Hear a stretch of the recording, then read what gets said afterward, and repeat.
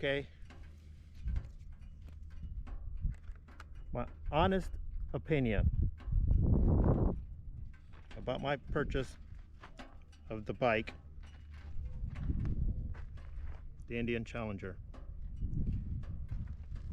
Previously, I was a Harley Davidson owner, and I love my Harley. Don't get me wrong, I love Harleys. I like the feel of it. I got so much stuff to say about Harley, which is all good. With the exception, needed something to travel long distance and without continually putting money for repairs. That's the reason. Well, there's a lot of other reasons, and again, these are my personal opinions. And what's my opinion about this? Well, upcoming, I nearly got 4,000 miles on it already, and I only got it the end of January. And I have just nearly, I'm under less than 100 miles left before I hit the 4K. When I hit the 4K, I'm going to post a video about what things I do like or what I don't like. And then again, I want to do a iron butt ride, but I'm waiting to hit the 4,000 before I take off on that ride. And there's probably a couple things that I would like to have done, and one especially thing, and that was my first ride on this Indian. And one thing I didn't like, and for reasons of uncomfortable ride, it was this right here. It was this seat. See if I can switch this around. We can get a better view of it.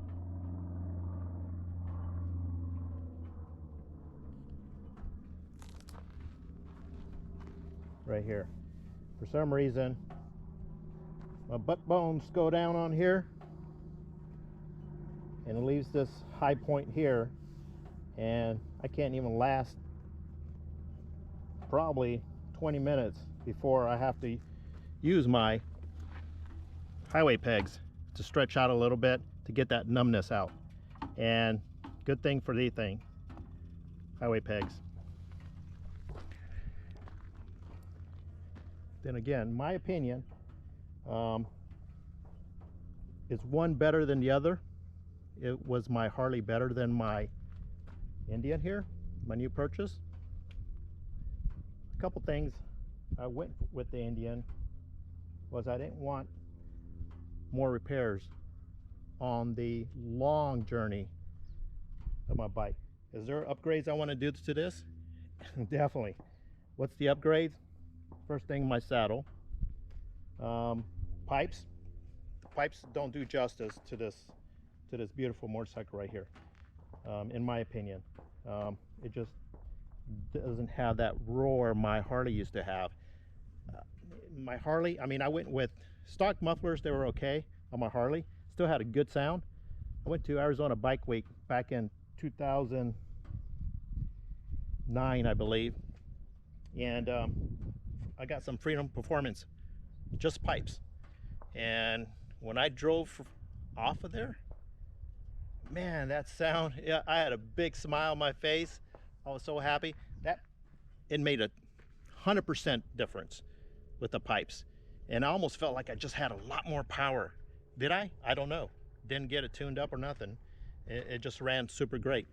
So I believe on this Indian Challenger, this is 2020 by the way, I also believe that getting pipes for this alone is going to do a big difference.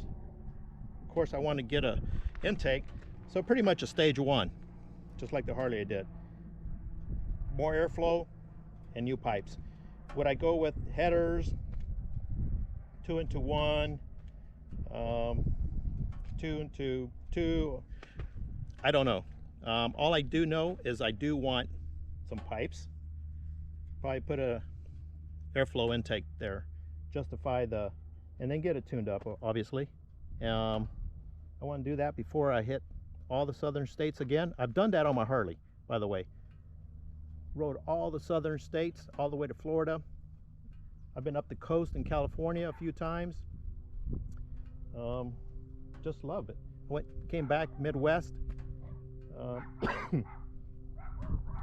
I've been to Sturgis 7 years in a row. I believe I started in '93, and then I did 7 years. Then again, I was renting a bike back then, here and there. I just loved a Harley. Saw so many Harleys there at Sturgis. I'm like, that's what I gotta get. I gotta get a Harley. So I got the Street Glide. It was an '08 Street Glide. Boy, I love that bike. I hated to trade it in. I wanted to keep it.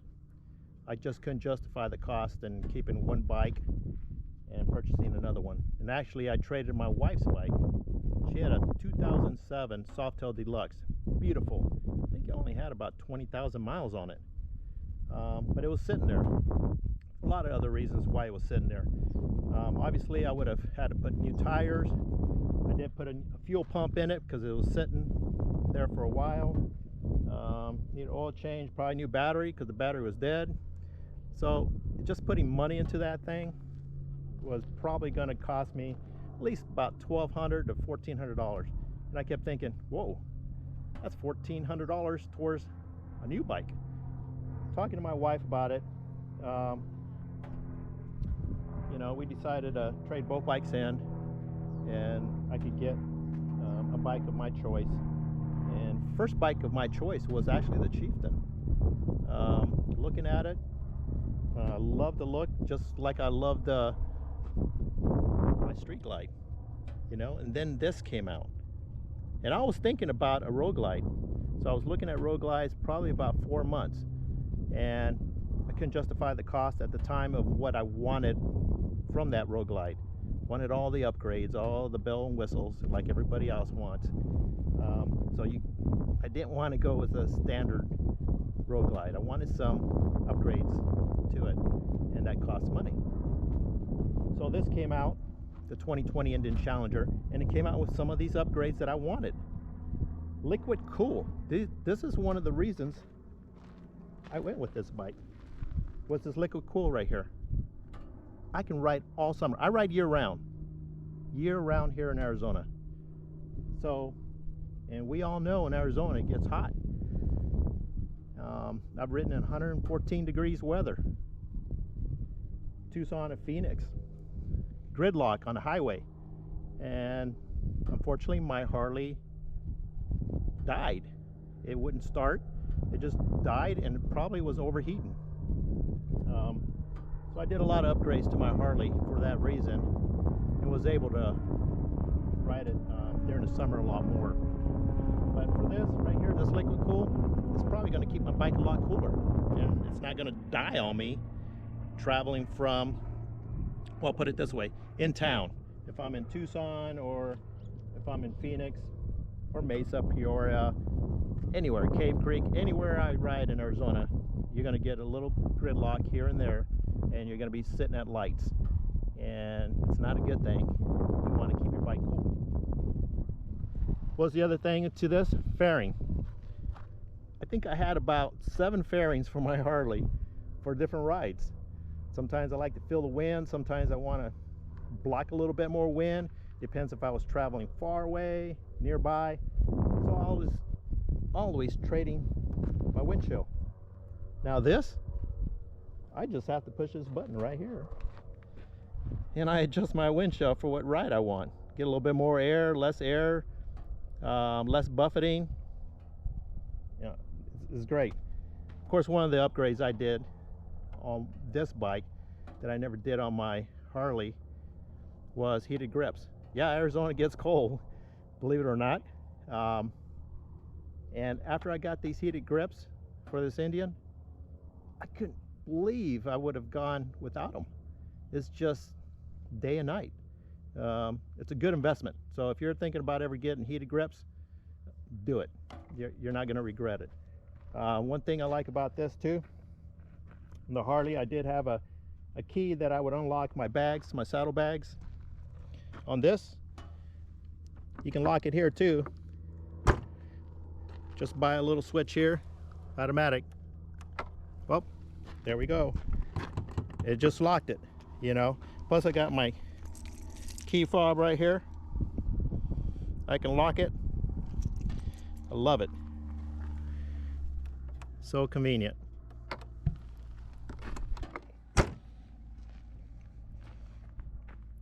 Got this backrest right there. It's a luggage rack for future travels. Could put my luggage right here, tie it in, tie some more stuff here. Yeah, it's just a lot. Haven't done too much upgrades on this. Like I said, got the handlebars, which I love because it just relieves a lot of pressure on my shoulders. Got the heated grips. Got these bars put on here. Great investment. That backrest and that luggage. And what else? Oh, yep.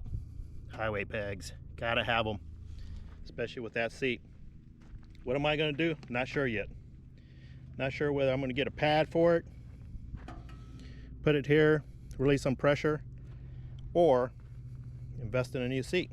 Then again, why should I if this is brand new and I just bought the bike? This is one of my reviews to Indian. Got to do a little bit more engineering on that seat.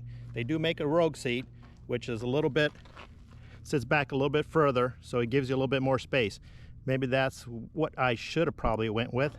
But then again, that's an upgrade. This bike didn't come with that. So I'm trying to do little things on this bike as upgrades that I believe should have probably just came on with the bike. And I understand business is business. Of course, I would just rather just have it on when you buy it. This is my opinion now. People have told me do a little comparison between your Harley and this Indian, but I can't do that. And the reason for it, it's my opinion. I had a 2008 Street Glide. This is a 2020 Indian Challenger. Totally different bikes, different years, different upgrades, everything. Shock system in this is 100 and 200% better than my Street Glide. Railroad tracks, I could feel my back. I hit a bump, I could feel it in my lower back. It's like, whoa. This bike, I'm like, did I just miss that pothole? Don't know.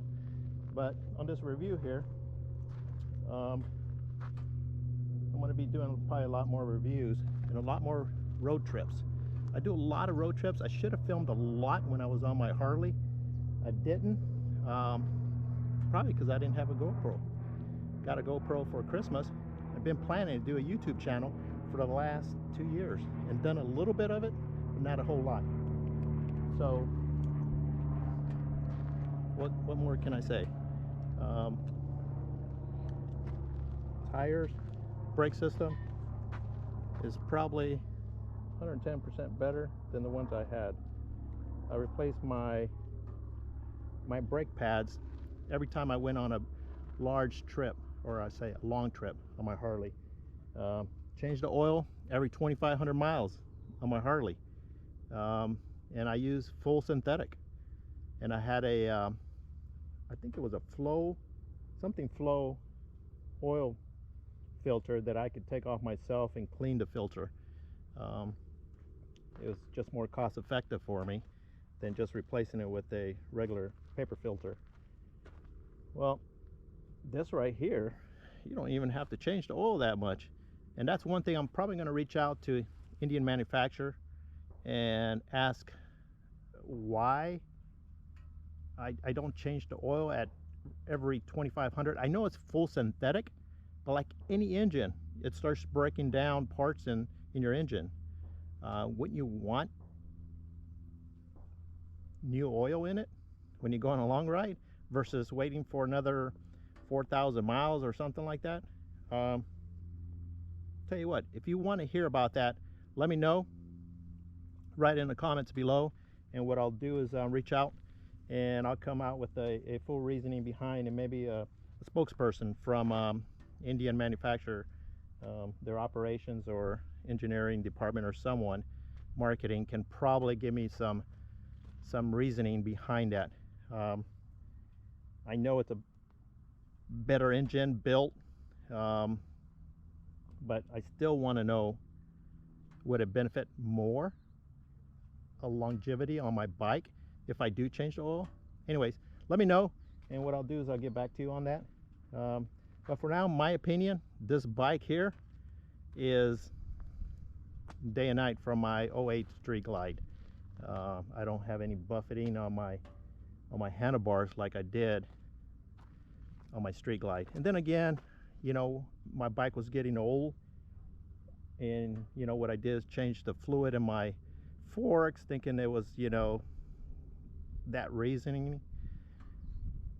I don't know. I mean, was it the windshields changing? Was it tire pressure? I would check tire pressure every time I go on a ride, so it was not tire pressure. It wasn't the fork. I ended up changing, I was changing, instead of just the oil, I changed the shocks. Put progressive.